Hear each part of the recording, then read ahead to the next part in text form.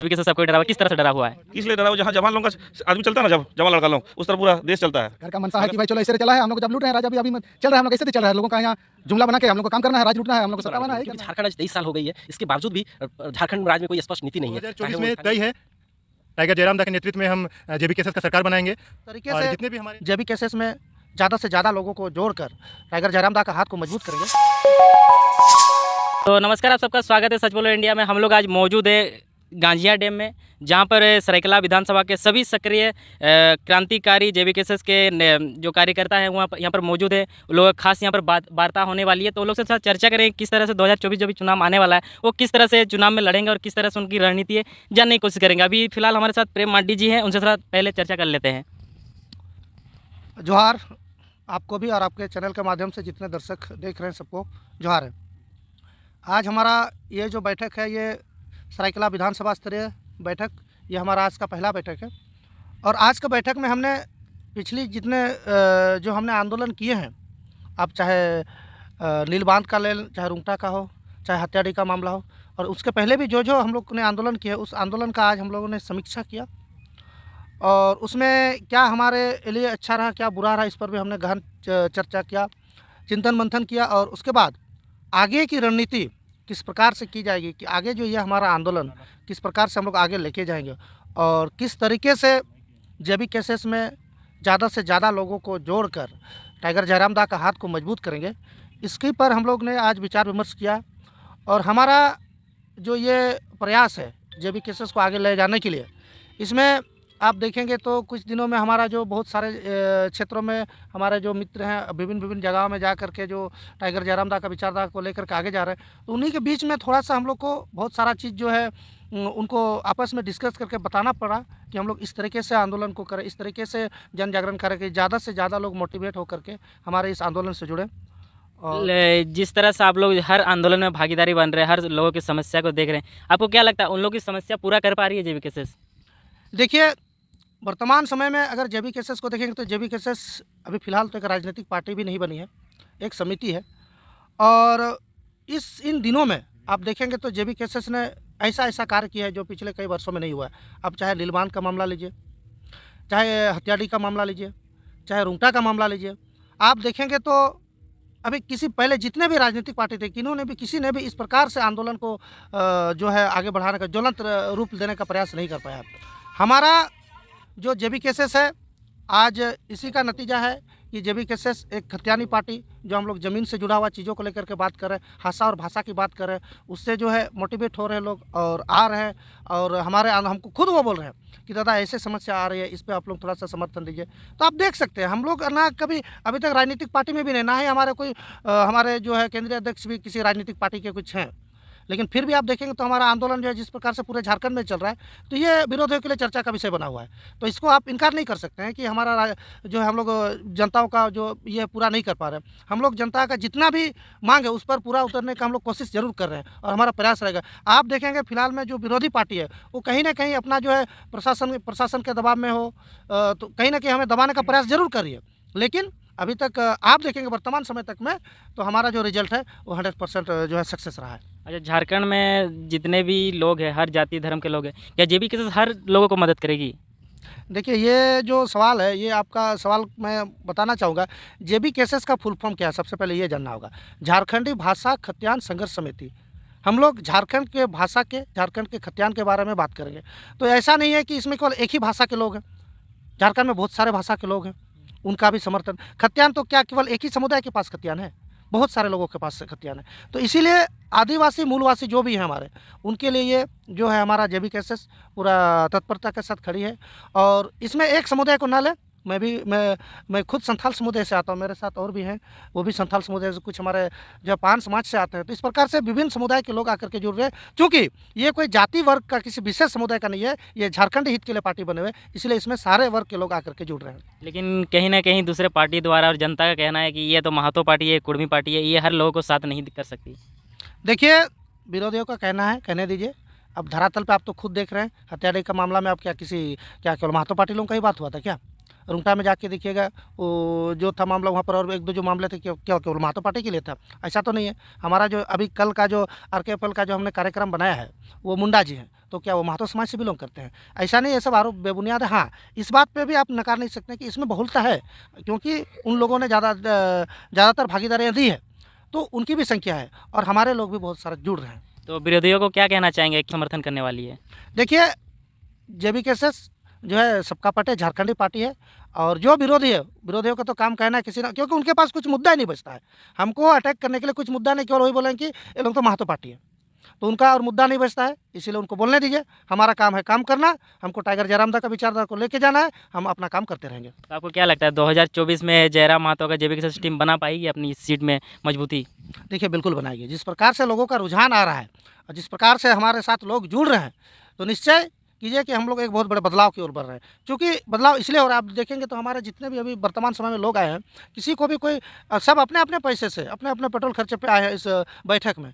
तो सब कोई अगर मान लिया अपना पैसा से आ करके इस बैठक में शामिल हो रहा है, इसका मतलब वो बहुत ही एक्टिव है, बहुत ही तत्परता के साथ अपने क्षेत्र में काम कर रहा है। तो ये निश्चय है बदलाव जरूर होगा। आप यहाँ का नहीं, टाइगर दा का भी जहाँ जहाँ सभा देखेंगे तो आप देखेंगे, हम लोग भी खुद गए थे जहाँ जहाँ उनकी सभा होती है, खुद चंदा करके हम लोग भी गए हैं, तो आप देखेंगे कि बहुत बड़ा जनसैलाब, बहुत बड़ा जन समुदाय टाइगर के पीछे है। तो इसका मतलब झारखंड बदलाव की ओर अग्रसर है।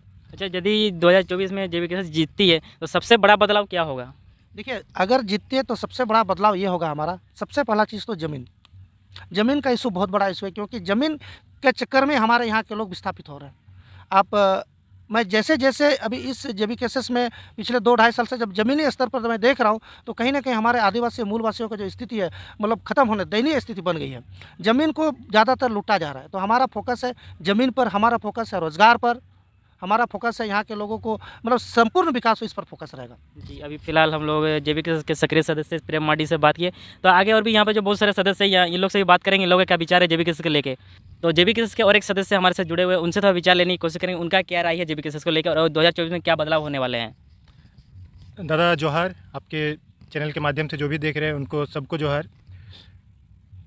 2024 जो है आने वाला समय में झारखंड में स्वर्णिम काल लाएगा। हमारे जेबीकेएसएस के जितने भी सदस्य हैं, जितने भी सक्रिय सदस्य हैं, यहाँ पे देख रहे हैं गांजिया में आज हमारा सरायकला विधानसभा का एक बहुत बड़ा बैठक था, जिसमें जैसे प्रेमदा बोले पिछले कार्यों की समीक्षा भी की गई। आने वाले समय के लिए बहुत सारे प्रोग्राम के लिए, बहुत सारे काम के लिए चर्चाएं भी की गई, प्लानिंग भी की गई। तो 2024 में तय है, टाइगर जयरामदा के नेतृत्व में हम जेबीकेएसएस का सरकार बनाएंगे और जितने भी हमारे झारखंड में शोषित पीड़ित, चाहे जिस वर्ग से भी हो, छात्र हो, मजदूर हो, किसान हो, जो भी किसी वर्ग से हैं, सबको उनका जो भी उचित हक है, उचित हक मिले। जो भी विस्थापित भाई हैं, जो भी मजदूर भाई हैं, सबको उनका उचित हक मिले। हमारा यही प्रयास रहेगा। जी, आपका नाम बता दीजिए। मेरा नाम राज महतो है। जी, अभी फ़िलहाल हम लोग जेबीकेएसएस के सक्रिय सदस्य राज महतो जी से बात किए, और भी लोगों से जुड़ेंगे और यहाँ पर चर्चा करेंगे। काफ़ी वीडियो के साथ बने रहिए। तो ये भी जेबीकेएसएस में हाल ही फिलहाल में जुड़े हैं और उनसे थोड़ा चर्चा करने की कोशिश करेंगे। जोहार, आपके चैनल के माध्यम से सभी को फिर से एक बार जोहार। आज गांजिया ब्राज में एक सरायकला विधानसभा स्तरीय बैठक किया गया और इस बैठक में हम लोगों ने आगे की जो रणनीति बनाई गई कि किस तरह से सरायकला विधानसभा में एक बेहतर ढंग से काम करें, कि सरायकला विधानसभा में जेबीकेएसएस का हर गांव, हर पंचायत में जागरूक हो सके और लोग जागरूक हैं। जितने भी हमारे जैसे आदित्यपुर क्षेत्र हो जाता है नगर निगम का, या फिर गम्हैया में, या फिर जो भी स्लम्स एरिया जाते हैं जब सरायकला विधानसभा में, उस पर किस तरह से काम करना है, उस पर क्या रणनीति रहेगी, उस पर हम लोगों ने चर्चा की। और आने वाले दिनों में हम लोग देख रहे हैं बहुत सा युवा एडोलेसेंट, बहुत से लोग जुड़ना चाह रहे हैं, जुड़ रहे हैं और बेहतर ढंग से काम हो रहा है। और कोशिश हमारी यही रहेगी कि हम लोग एक स्वच्छ छवि के साथ एक स्वच्छ सरायकला का निर्माण करेंगे, झारखंड के साथ साथ नवनिर्माण का, कि सरायकला विधानसभा एक मॉडल ऐसा विधानसभा होगी कि सबसे ज़्यादा एक्टिव कार्यकर्ता के साथ साथ यहाँ पर सबसे ज़्यादा विकास की कार्य होगी। सरायकला विधानसभा में सबसे ज़्यादा इशू अभी जमीन अधिग्रहण को लेकर मामले आ रहा है। रोज इतने सारे कंपनियाँ रहने के बावजूद भी सरायकला विधानसभा के जितने भी युवाओं हैं वो बेरोजगार हैं। तो रोजगार को लेकर एक विशेष स्थानीय नीति के साथ साथ हमारा नियोजन नीति को लेकर काम रहेगी कि आने वाले दिनों में हम लोग जितने भी हमारे सरायकला के खासकर विधानसभा के जितने भी युवाओं होंगे उसको एक हम लोग बेहतर रोजगार दे सकें।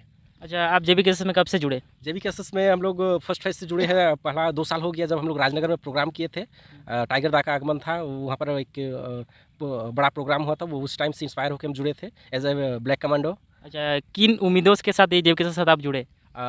हम जेबीकेएसएस में इनकी विचारधारा को लेकर ही जुड़े, क्योंकि इनकी जो विचारधारा है नीति बनाने के लेकर, क्योंकि झारखंड आज 23 साल हो गई है, इसके बावजूद भी झारखंड राज्य में कोई स्पष्ट नीति नहीं है, चाहे वो स्थानीय नीति को लेकर, नियोजन नीति को लेकर, विस्थापित नीति को लेकर, या फिर कोई वैसे स्पष्ट नीति ना होने के कारण यहाँ बहुत सारी समस्याएं हो रही। और जेबीकेएसएस विचारधारा जेबीकेएसएस की जो विचारधारा है सिर्फ नीति बनाने के लेकर ही कार्य कर रही है कि हमारा सबसे पहला मांग रहेगा कि यहाँ स्थानीय नीति होना चाहिए, नियोजन नीति होना चाहिए, विस्थापित नीति होना चाहिए। उसके बाद ही जमीन अधिग्रहण कीजिए या फिर डैम बनाइए, कंपनी लगाइए, तो एक उचित विस्थापित जो हो रहे हैं उचित उन लोग को मुआवजा मिले, ज़मीन के बदले रहने का मकान मिले या फिर ज़मीन मिले, तो एक नीति के तहत। ऐसा नहीं कि किसी पर कोई अधिग्रहण किया गया उसके बाद उसको कुछ मुआवजा देकर छोड़ दिया गया और उसका हालत ऐसा हो जाता था, एक भाषा में कहते हैं गुलगुलिया, वो लोग से भी बदतर हो जाएगा। वो लोग को तो भीख मांगने से भी कोई भीख दे देता है, हम लोग का स्थिति अगर ऐसे ही चलता रहेगा तो भीख मांगने पर भी कोई भीख नहीं देगा। ऐसे बोलेगा कि आप लोग का ज़मीन सब कुछ था फिर भी आप लोग खुद को बचा नहीं पाए, आज हाथ फैला रहे हैं, ऐसी स्थिति होने वाली। तो हम लोग का जो विचारधारा है जेबीकेएसएस की टाइगर जयराम महतो की जो विचारधारा है,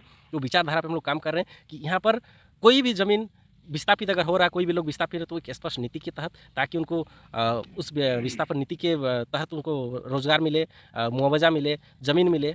ऐसा नहीं कि खाली ज़मीन हड़प कर अधिग्रहण कर बैकफुट में कहीं पर उसको धकेल दिया जाए, कहीं पर रह ले, इस तरह का कोई नहीं होना चाहिए। और हमारे सबसे बड़ी बात कि ये झारखंड में सबसे ज़्यादा समस्या जमशेदपुर मतलब पूर्वी सिंहभूम कोल्हान में मान के चलिए, कोल्हान में हो रहा है, क्योंकि कोल्हान में बहुत सारे स्पेशल रूल एक्ट लागू हैं ज़मीन को लेकर, विल्किंसन रूल बोलिए या फिर सीएनटी एक्ट, यहाँ पर बहुत सारे रूल है लेकिन वो कोई प्रभावी नहीं है, कोई काम नहीं हो रहा है, उस नाम मात्र खाली एक रूल सब रह गया है। आज स्थिति ये हो रही है कि सीएनटी एक्ट ज़मीन भी इतना धड़ल्ले से बेचा जा रहा है कि आदमी रहने के लिए जगह कम पड़ जा रही है, वो भी यहाँ के स्थानीय लोगों को। जी आपका क्या नाम बताया था दोबारा? मेरा नाम रोहित महतो। जी अभी जेबीकेएसएस के रोहित महतो जी से बात किए, वो काफ़ी जानकारियाँ दी कि किस तरह से झारखंड को धीरे धीरे खनिजों से ज़मीन से लूटा जा रहा है और यहाँ के जो राजनेता है वो कुछ कर नहीं पा रहे, हाथ के धरे धरे बैठे हुए। और भी लोगों से बात करेंगे, वीडियो के साथ बने रहिए। आपका पहले परिचय दे दीजिए। रविंद्र सदा टाइगर, जेबीकेएसएस सक्रिय सदस्य। तो आप कब से जेबीकेएसएस में जुड़े हुए हैं? पहले से ही, जब से जेबीकेएसएस सक्रिय है तब से। मतलब 3-4-5 साल से जुड़े हुए हैं? 3 साल है जो अभी जेबीकेएसएस जो जिसमें उसका एक्टिव हुआ एक्टिविटी जो जैसे आंदोलन हुआ खेतियानी के लिए, उस समय से हम लोग जुड़े हुए हैं, खेतियानी आंदोलन से जुड़े हुए हैं। अच्छा, फिर भी आप किन उम्मीदों के साथ जेबीकेएसएस से जुड़े हुए हैं? जेबीकेएसएस यही एक उम्मीद है पूरे झारखंड वासियों के लिए कि अगर जेबीकेएसएस तो पहले बोला था कि हम पार्टी में नहीं आएंगे, वास्तविक सरकार अगर हमारा काम कर देता है, स्थानीय नीति, रोजगार नीति, विस्थापन नीति, जो भी नीति लगाना है तो लगा देता है, लागू करता है, तो हम लोग जेबीकेएसएस नहीं आना का हम लोग सोचे थे, लेकिन आज बाध्य होकर पार्टी में आना पड़ा। और ये उम्मीद पॉलिटिक्स देश के लिए हित के होता है, राजहित के लिए होता है। और जेबीकेएसएस एक टीम बना है जयराम के नेतृत्व में, वो बोला कि नहीं अभी हम लोग को पॉलिटिक्स में आना ही पड़ेगा, politics not head, politics is ये सार्फ फॉर और स्टेट और अदर कंट्री और पीपुल ऑफ जो पोलाटेड पीपुल है, एक्सप्लॉइटेड पीपुल है। तो यही बात है कि जेबीकेएसएस का उद्देश्य है कि झारखंड के लोगों को एक स्थायी नीति, शांति, सुदृढ़ व्यवस्था, जो जल जंगल की जमीन की रक्षा की व्यवस्था, सीएनटी एसपीटी रूल की सख्ती से पालन, एसपीटी का जो रूल है उसका पालन, और आने वाला जो झारखंड का उद्देश्य अलग हुआ है कि झारखंडी लोगों के लिए कौन झारखंडी है, झारखंडी लेके जो बहुत बड़ा मकसद अलग हुआ है मकसद के लिए, उसका नीति का साथ साथ उसका तय होना चाहिए कि उसका तय होगा कि यहाँ के लोगों का किस तरह विकास हो, सुदृढ़ विकास को सुदृढ़। तो आप काफ़ी जानकार व्यक्ति लग रहे हैं। आपसे मैं एक सवाल करना चाहूँगा। जिस तरह से बिहार में जिस तरह जनगणना हुई उसी तरह हमारे झारखंड में क्या होना चाहिए? जनगणना होने से तो बहुत अच्छा है। जनगणना होने से क्या होगा, उसमें आपको मालूम चल जाएगा कि किसके लिए आरक्षण ज़्यादा चाहिए, महिलाओं के लिए आरक्षण ज़्यादा चाहिए कि ST के लिए ज़्यादा आरक्षण चाहिए, सब जाति के लिए आरक्षण उसमें मिलेगा। इसलिए जनगणना जरूरी है, लेकिन सरकार नहीं चाह रहा है जनगणना के लिए। लेकिन इसमें कहा जाता है जिसकी जितनी हिस्से भागीदारी होगा, हाँ? जिससे भागी होगा, तो उस चीज़ का जनगणना होना चाहिए कि नहीं झारखंड में? जनगणना होना चाहिए, उसमें आपको भागीदारी मिलेगा, उसमें आपको पोर्टल में मिलेगा कि इतना इसका है, इसलिए इसको भागीदारी मिलना है। तो जनगणना एक भागीदारी के रूप में होता है, उसको आरक्षण मिलने का तय होता है, नियमावली उसमें बनेगा भागीदारी जनगणना होने से। ये नियोजन नीति भी इसमें काफ़ी अच्छा बनता है। हाँ, तो ये सरकार क्यों नहीं कर रही है? सरकार का मनसा है कि भाई चलो ऐसे चला है, हम लोग जब लूट रहे हैं राज, अभी चल रहा है, हम लोग ऐसे तो चल रहा है, लोगों का यहाँ जुमला बना के हम लोग को काम करना है, राज लूटना है, हम लोग को सत्ता माना है, ही करना है, उसका ध्यान नहीं देना। यहाँ का जो ठोस नीति है, ठोस विकास की नीति है, ठोस लोगों का जो तय करना है, वो सब नहीं करना है। अच्छा, यदि जनगणना होती है तो सबसे बड़ा मुद्दा क्या हो जाएगा? 1932 या आपका जनगणना? सबसे बड़ा मुद्दा क्या होने वाला है यदि जनगणना होती है? तो जनगणना होती है तो सबसे बढ़िया, सबसे मतलब मजबूती जो नीति बनती कौन सी बनती, 1932 या फिर आपका जनगणना? जनगणना से भी आपका नीति बनाने में आपका आसान होगा। जनगणना जैसे होगा क्लियर हो जाएगा तो नीति बनाने में बहुत आसान होगा। और 1932 के आधार पर अगर नीति लगाया जाए, ये भी बहुत बढ़िया है। जयराम का जो उद्देश्य है, मनसा है, 1932 अगर नीति लागू हो जाता है, 1932 आधारित नीति माने 1932 को लेकर झारखंड का नीति लागू है, तो वो सबके लिए आसान होगा। जो झारखंडी बसे के लिए कोई नहीं छूटेगा। और जनगणना में से जितना कि आरक्षण का व्यवस्था होगा, जनगणना से नीति आरक्षण और जो बहुत सारी नीति है उसको लगाने में सहूलियत होगा। तो आपका थोड़ा नाम बता दीजिए दोबारा। रविंद्र सदक टाइगर। रविंद्र जी से बात करके देखिए काफ़ी जानकारी ले लिए। आगे और भी वीडियो के साथ बने रहिए। 2024 का बाद जो करते हैं, हर पार्टी JB से डरा हुआ है, वो लोग तराईमान कर रहा है। आने वाला दिन जो 2024 में JB खिलेगा, खाली हर जगह देखिएगा, MLA रहे, MP रहे, कुछ भी रहे। किस तरह से, मतलब आप जो बोल रहे हैं JB सब कोई डरा हुआ है, किस तरह से डरा हुआ है? इसलिए डरा हुआ, जहाँ जवान लोगों का आदमी चलता है ना, जब जवान लड़का लोग, उस तरह पूरा देश चलता है। भगत सिंह को देखिए, उसी तरह हम लोग का पूरा जवान लड़का लड़की एक साथ है, पूरा स्टूडेंट पूरा हम लोग के साथ है, पूरा झारखंड के स्टूडेंट एक साथ है। और जो ये कहा जा रहा है कि ज़मीन लूटा जा रहा है, जल लूटा जा रहा है, जंगल जमीन, ये क्या कहीं हद तक सही है ना गलत है? ये पहले तो JMM का मुद्दा था, जल जंगल जमीन का, और जल जंगल जमीन जब JMM तो सत्ता में आने के बाद लोग छोड़ दिया। उसके लिए जब हमारे जयराम जी जब से आया हुआ, उस सब जल जंगल जमीन के लिए रक्षा के लिए हमेशा लगा हुआ, दिन रात एक कर दिया हुआ। तो आपको क्या लगता है धीरे धीरे JB मजबूत हो रहा था? हाँ, पूरा इसका टक्कर में शायद कोई नहीं है। तो मतलब 2024 में JB का मतलब सीट पक्का है? देखिए, JB के लिए पहले भाजपा पार्टी का भी कुर्मी नेता भी बना दिया, जयप्रकाश पटेल भाई को। उसके लिए JB के लिए उसको बनाया गया है, कुर्मी को रोकने के लिए। अरे कुर्मी का पार्टी नहीं, ये पूरा मूलवासी का पार्टी है। तो मतलब इस बार क्या लगता है कि JB वो खुद से लड़ेगी या कि कोई गठबंधन करने वाली है? JB से गठबंधन किसी के साथ नहीं करेंगे। और सरायकेला खरसाना जिला यहाँ से तो खिलेगा, JB खिलेगा ही, और पूरा क्या झारखंड में। आपका क्या नाम हुआ? सुभाष महतो। सुभाष महतो जी से बात किए, वो अपना विचार रखे किस तरह से 2024 में इलेक्शन होने वाला है। अगर पसंद आई तो वीडियो को लाइक कमेंट शेयर जरूर करें। धन्यवाद।